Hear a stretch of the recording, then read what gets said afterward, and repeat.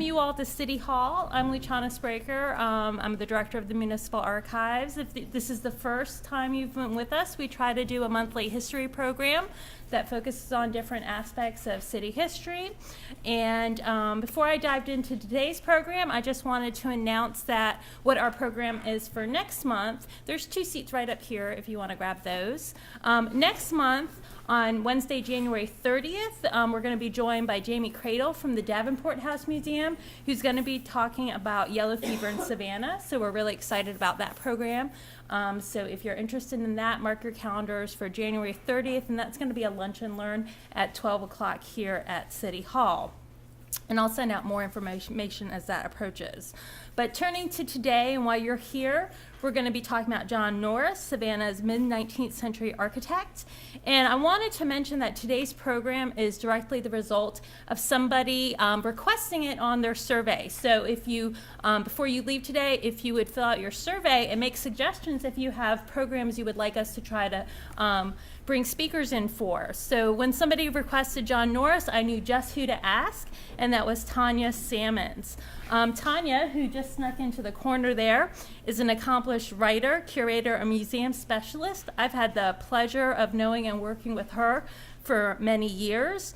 She recently co-wrote the book The Andrew Lowe House, which was published by the University of Georgia Press earlier this year.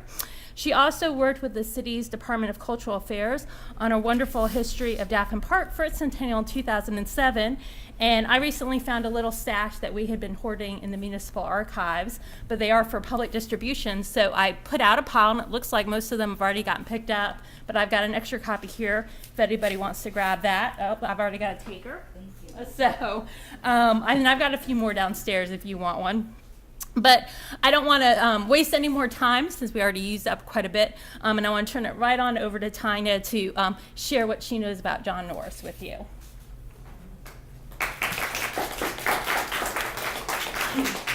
Good afternoon, everyone. Can you all hear me? Is this working? Okay.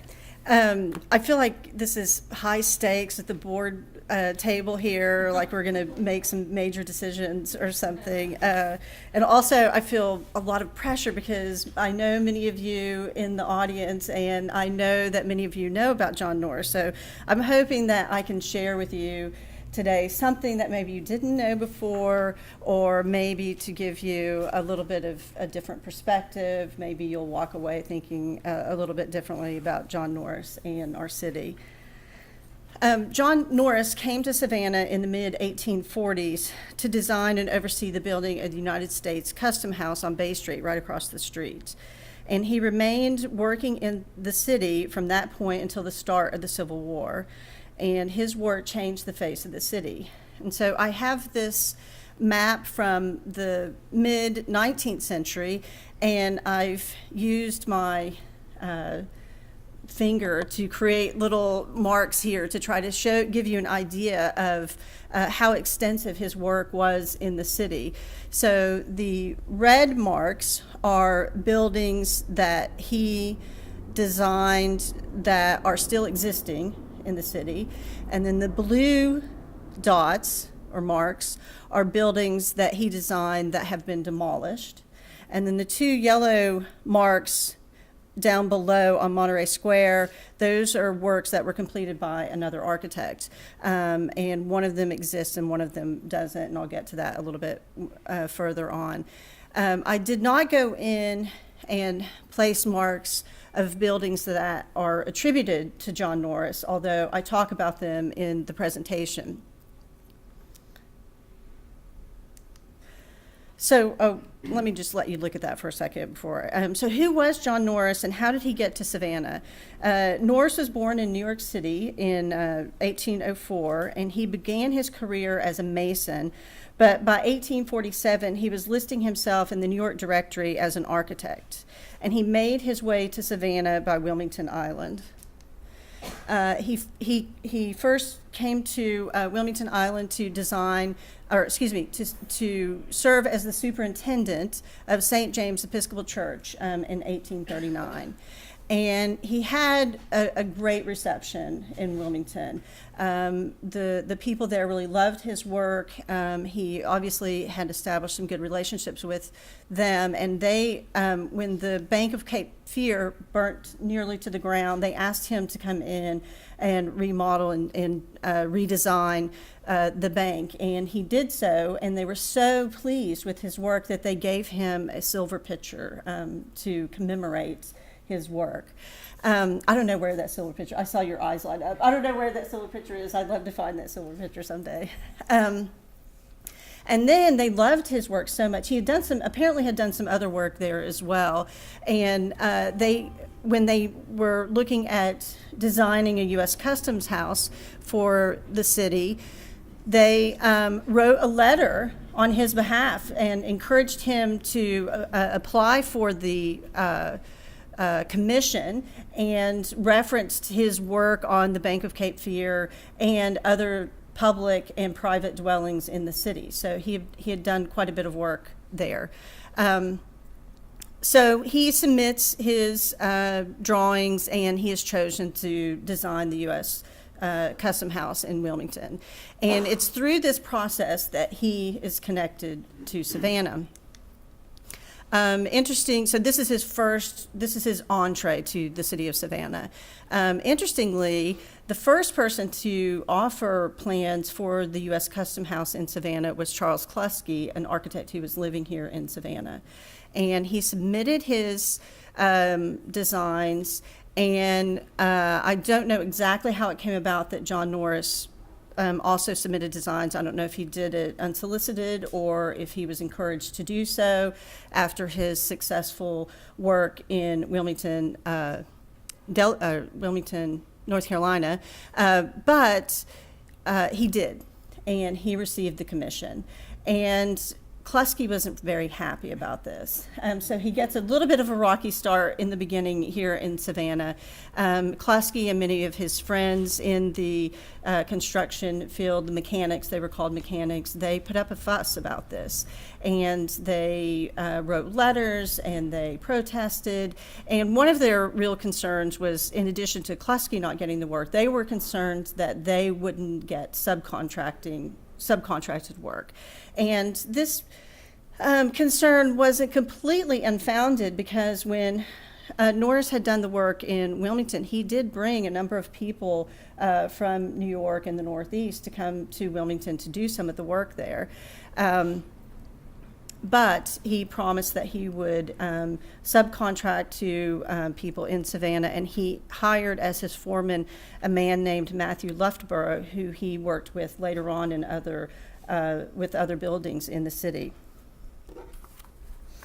So he begins work on the Custom House in 1846. And the main reason that was stated that Norris received the bid for the U.S. Custom House over Kluski was the amount that they bid.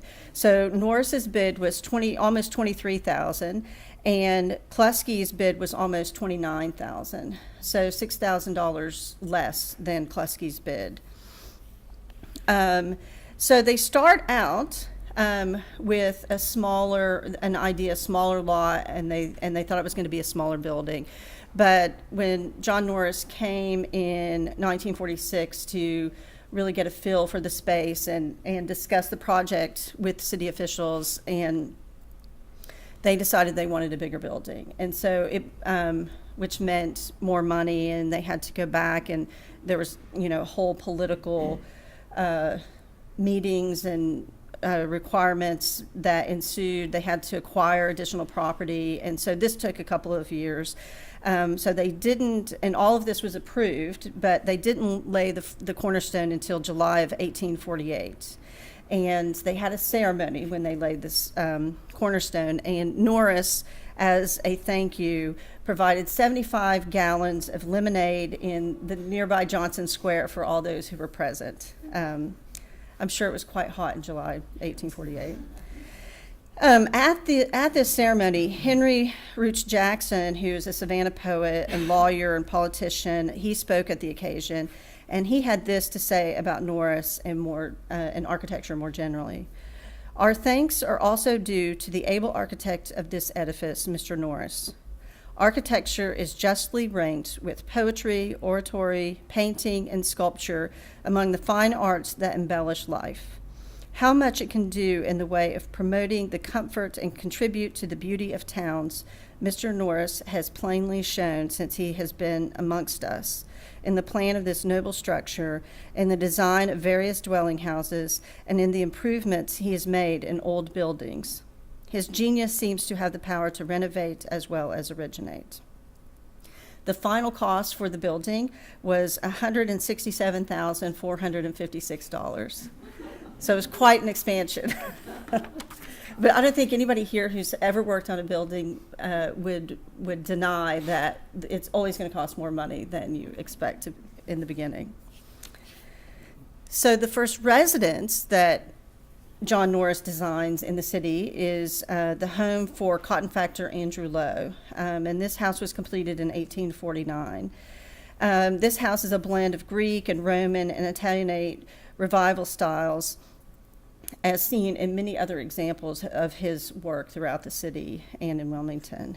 And interestingly, there are elements in the house that reference Norris's work at the U.S. Custom House, and I think this probably reflects Andrew Lowe's taste and also perhaps a reference to his position of power within the community and his work. So he was a cotton factor, a merchant, and he would have had a lot of dealings with the Custom House. So a couple of these include, and I'll talk a little bit more about this, but and I have some details in a minute too, but the columns here are just like the columns. They're fluted columns with a Corinthian capital referencing Tower of the Winds, a Roman structure from the 4th century, exactly the same on the, obviously on a different scale, but the same as what was utilized on the U.S. Custom House.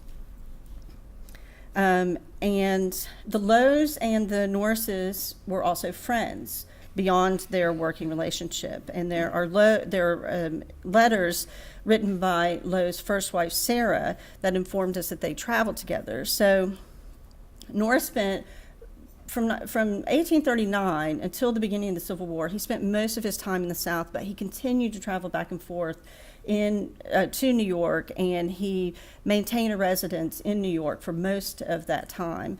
And so he probably traveled a good bit up to New York during the summers. And it was during the summer where Sarah Lowe is writing about her travels with the Norrises.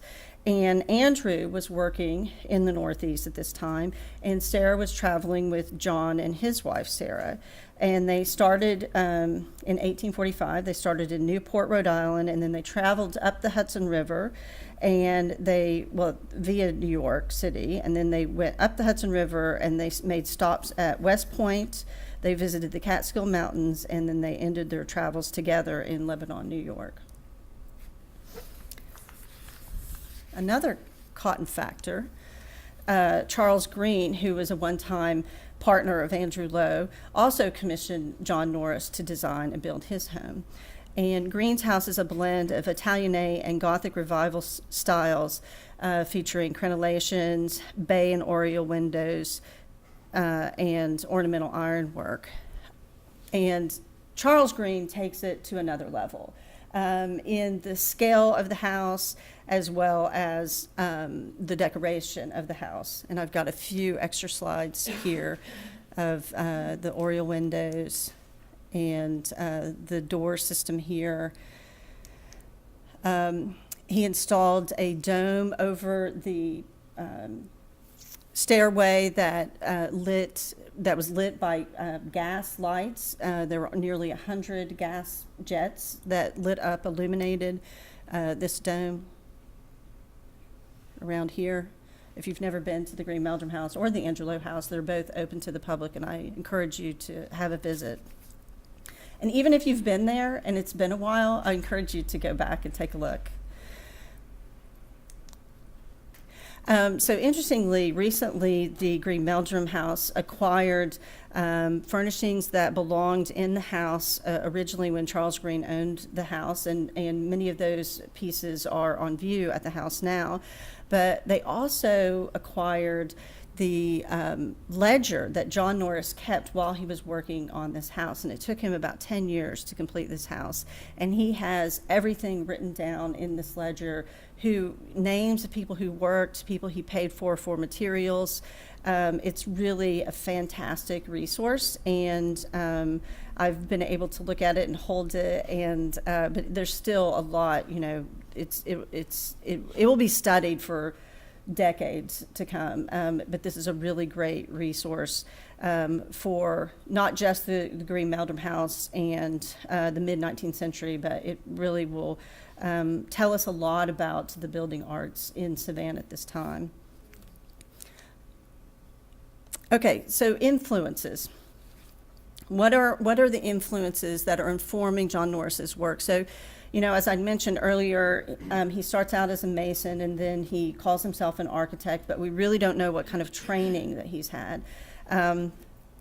Very likely he gleans a lot of his information from books, and including very likely his reference to the Tower of the Winds, which is had a weather vane at the top of it, and it was in Athens, 100 to 50 BC.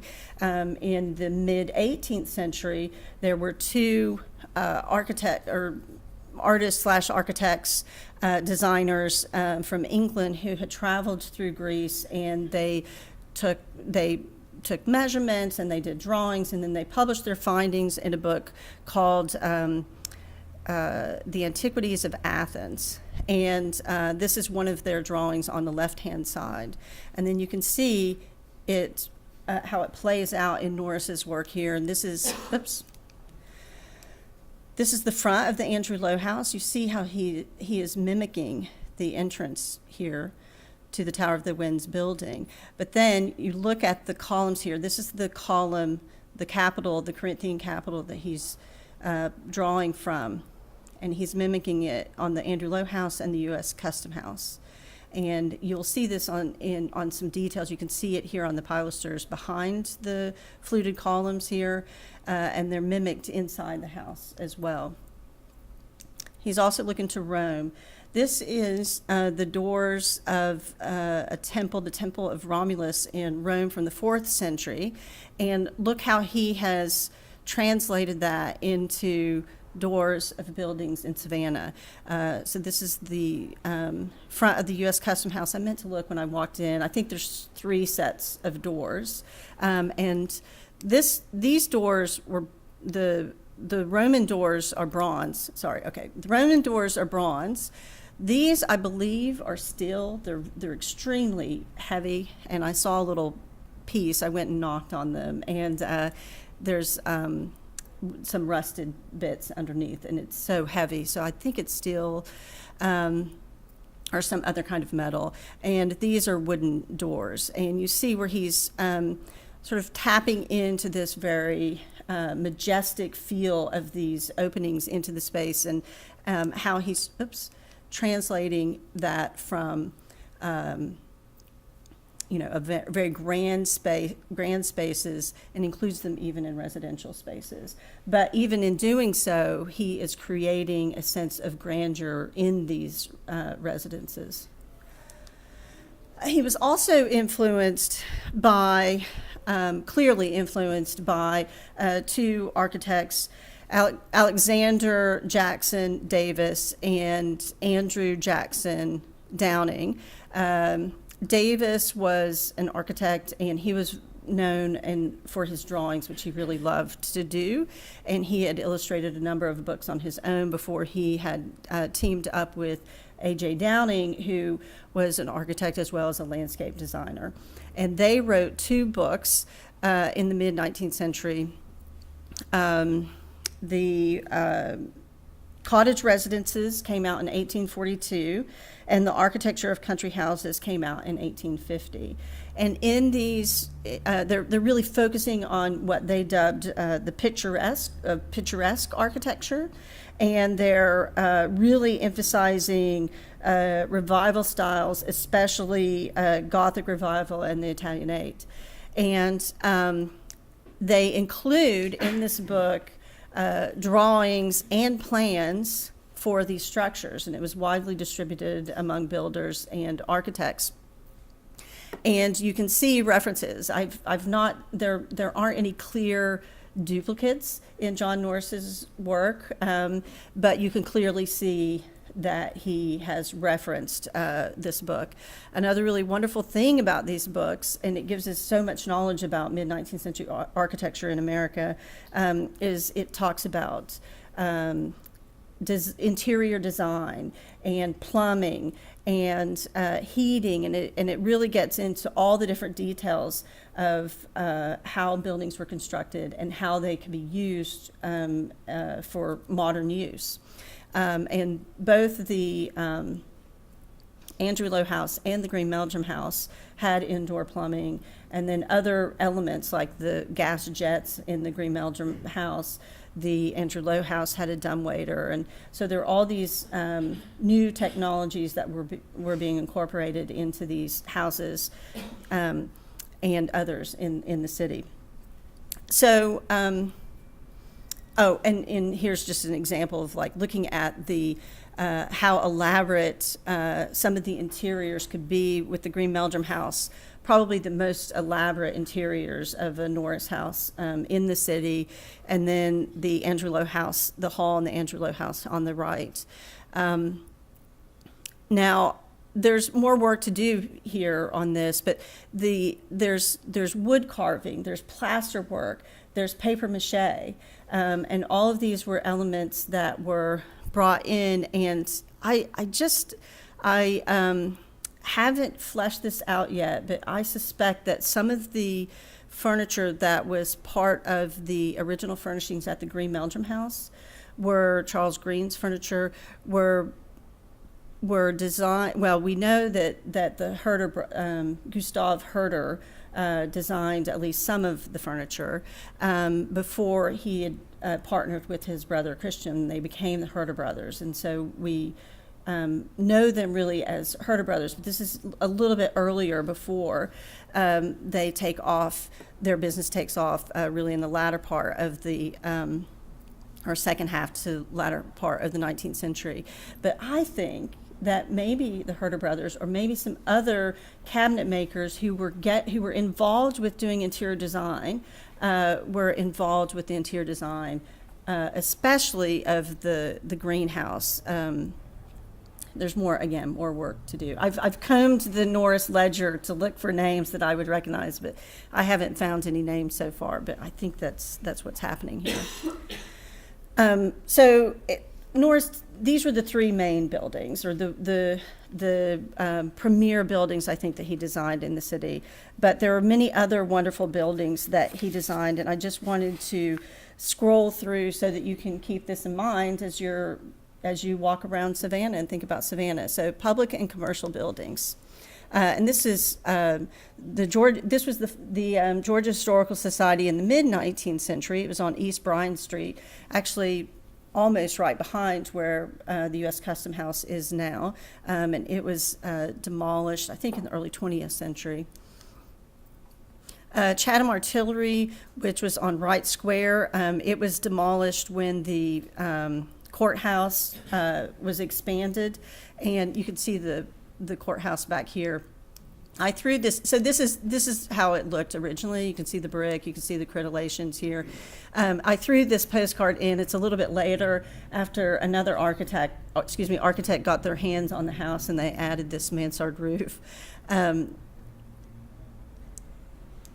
It's also in color. So he designed the lighthouse on Cockspur Island, Massey School on Calhoun Square,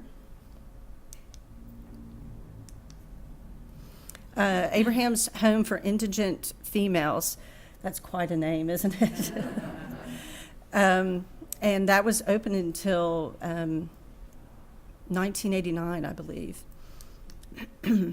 Screven House, which is on Johnson Square, on the southeast corner of Johnson Square, and he was commissioned to add a wing onto Screven House, which included this component here, and this was the area that he designed in 1859, obviously demolished.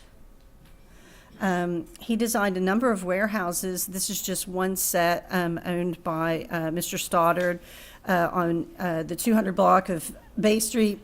Excuse me. He had designed a number of other warehouses for Stoddard and also on East Bay Street, and then on the other side on West Bay Street, William Hodgson he designed a number of warehouses for William Hodgson as well. And residences, in addition to the Andrew Lowe House and the Green Meldrum House. We have this Presbyterian manse, which was located on West Oglethorpe behind the Independent Presbyterian Church. You can see the spire there on the church, and this has been demolished as well. And this house on 20 West Gaston Street, I would really love to see inside this house one day. I've seen some images that online that I wasn't able to duplicate, but the interiors, plasterwork in this house are really spectacular from the images I've seen online. Churches. The Unitarian Meeting House, which now sits on Troop Square, but originally was on Oglethorpe Square. And these are the two buildings that Norris designed and then were completed by other architects. So Norris brought down DeWitt Bruin from New York to work with him in the mid to late 1850s. And Bruin stayed on through the Civil War and afterwards, after John Norris left. And he was involved, along with Mr. Mueller, in finishing up the Mercer Wilder Williams house, which was completed in 1866. Supposedly Norris, his drawings were lost, but Bruin had worked on these drawings with Norris, and he recreated them, and then he updated them as well.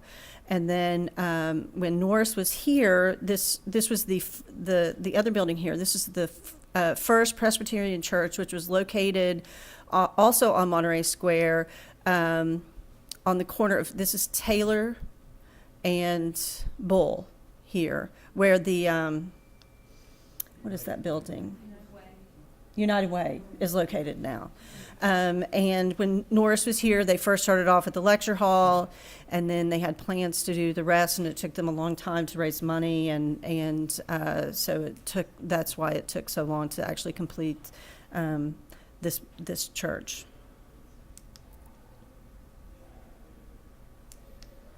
Oh, and then attributions. This was called the Fay House, and it's on West Liberty Street. It's the Knights of Columbus.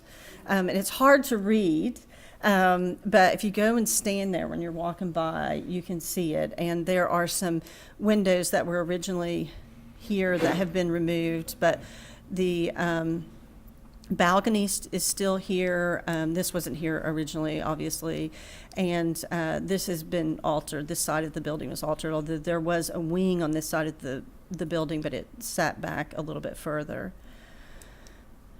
This was the Smets House, which is now a SCAD building on East Jones Street, just on the corner of Jones and Bull. And on the other side, is on West Jones Street, I believe the number is 10. It was the Knapp House, and there are a lot of similarities between this house and the house on Gaston Street. Although the interiors, I've been inside this house, and the interior plasterwork is not as elaborate as it is on the house on Gaston Street. This is what is now the Oglethorpe Club on Bull Street across from Armstrong House. and 423 and 425 Bull Street, which is, if you're facing the Mercer House, it would be to the right of the Mercer House. This is on West Gordon Street. This is right across on the, excuse me, on the other side of the Mercer Williams house. And I've put here in the corner, I made reference to this earlier, the Bank of Cape Fear in Wilmington, North Carolina in the early 1840s. This drawing, which the building no longer exists, but this drawing here, and you could see clear similarities between this house and this bank. And this house is on East Charlton Street, which is on Lafayette Square, just up from the Flannery O'Connor house on the corner of Abercorn and Charlton.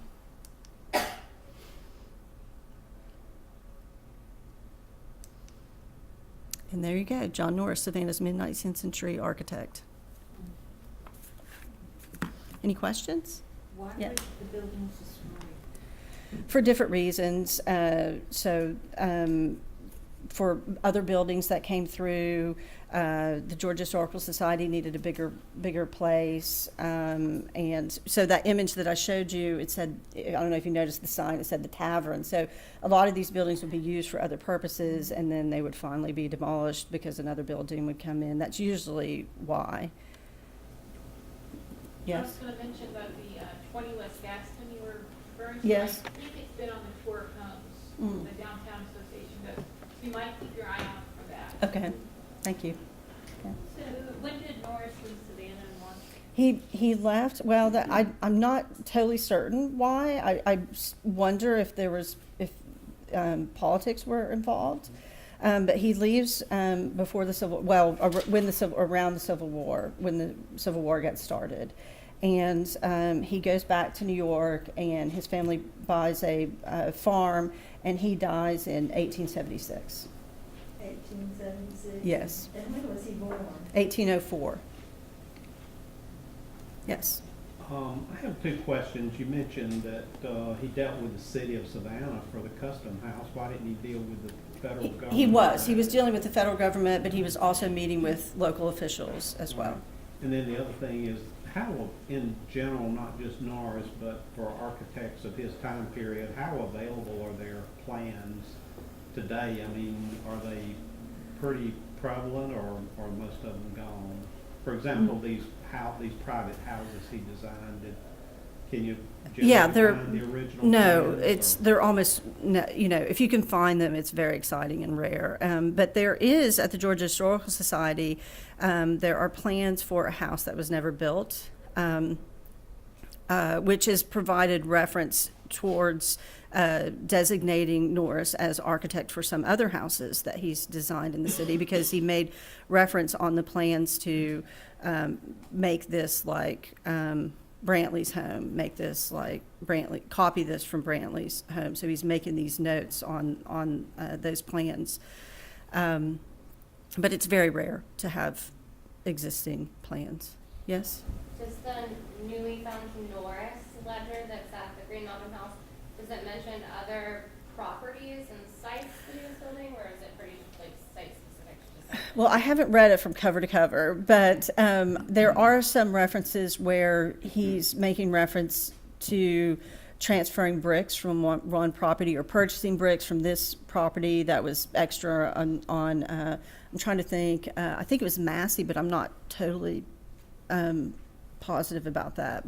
But he's making reference to materials at one site that he's transferring to another site. So and as you see, he's got a lot of projects going on in a relatively small amount of time. And people, does it list like people who were working on it? Yes, Like, there are a lot of names, and so this is where, some real work, it's going to take some real work to sort of dig through, list the names, and also, and sometimes translating what does this mean, what does a mechanic do, and what does, you have haulers, drayage, and so like what are they hauling, and who, what else are they doing, and so there's a lot to sort of unpack in this huge ledger. His personal ledger? Yeah, it's his handwriting, it's him keeping the notes. This might be a future book, huh? Yeah, maybe. Well, what city did he move back to? He moved to a farm, Blauvert. I don't know if that's how you pronounce it. It's Blauvert, New York. Yes. Well, you kind of brought it up about why he might have left, and Yes. I've always wondered this. I've been the museum supervisor at the Mercer House for a little Mhm. while, and you know, considering he designed structures like the Massey Center or the First Unitarian Church, is there any type of deduction of whether or not, even though he designed buildings maybe cotton planters at the time, but that there might have been some progressive nature? You know, in our building, and I know that Bryn got to it, you know, at some point, but there's a really deep dry moat, and being underground, considerable working conditions for who would have been the, you know, enslaved property at that time period with the natural lighting and everything. So I was curious if you were to extrapolate on you mentioned the politics part. And Yeah. I've always wondered about this, just looking Well, at these buildings. I mean, I can only speculate like you Absolutely, because absolutely. because there are no documents, you know, there are no letters Right, that right. say. But I think it's very interesting that he leaves when the Civil War begins because Same here, I'm just curious. yeah, and I did try to do and I don't know, I never say I'm finished, but I did spend a little bit of time trying to see if he was in the Civil War, like if he, like, you know, so I went and combed through some documents in New York at the New York Public Library trying to find, but I found some other Norrises, but it didn't, the ages didn't match up, so I don't know, I can't speculate along what, absolutely. but No, I I think asked that you to I think this put is, that, but you I know. always deduced maybe there is something right Yeah. there too, because of him leaving and Yeah. those buildings that were essentially erected for Yes. maybe more liberal causes at the time period too. Mhm. Okay, this one there. I think you said that. I have a question kind of going back to the ledger. We're getting a lot of interest in people wanting to use our records to research the use of enslaved labor. Is there that kind of detail in the ledger down to the use of enslaved labor, or is it at a higher level? No, I think this is one area that I wasn't quite clear. And, you know, again, I haven't spent a whole lot of time on this, but there are lists of people's names who are doing, you know, things like hauling materials, you know, moving dirt, that sort of thing, that could be either enslaved men or free people of color. But you have to, I mean, it's going to take So there's painstakingly Right. detailed work and getting the names and then comparing those to directories that you all have here in your collection and you know, other directories, you know, because then there's one of the other things that's really great here is that there's an opportunity to learn about, you know, the building class, the working class, you know, who are these people who are building, who are these men, and what else did they work on? And so when we start to learn their names and figure out what kind of work they're doing, then we'll be able to start piecing some other dots together when their names turn up in other locations. So. Anybody else? The dry notice. I'm sorry? The Andrew Lowe's house has Yes. a dry note around it. Yes. I didn't realize Uh-huh. that the Uh-huh. Mercer house has too. What was the gentleman? I did. Yeah, I don't know beyond what he just mentioned about letting the natural light into the basement, the working area, which is important. But it's not necessary to do that because, you know, for example, at the Owens Thomas house, it's a raised basement and there's light that comes in. So, did you want to? I was just gonna say for our purposes too, in the Mercer home with the single master stairwell, which is again another radical idea potentially too, like why would you connect the working space with the family living quarters? Mm-hmm. It has the same dome, but there's actually vents around the glass, which in the green measurement was the pulley system. Mhm. So there is convection currents that be created, and I think the idea potentially is that if you open the windows in the basement, you're going to be fluctuating the cool air that's settling underground by sucking it through that gigantic master stairwell then out of the building on top of it. So it created a sort of interior ventilation system of that time period. It's really kind of Yeah, there's a lot of mechanics involved with, you know, Norris is bringing in the state-of-the-art, most up-to-date technology that existed. And so in some of the references where he's working, people talk about how he's helped so-and-so get a furnace for the church, you know, this church, and he's helping people upgrade. He designed massive of the furnace. Yeah. Is it still there? It is still there, but it's broken. Yeah. The Union soldiers burned all of our desks in it, No, and okay. the wood cracked. Interesting. Okay, thank you all for your time.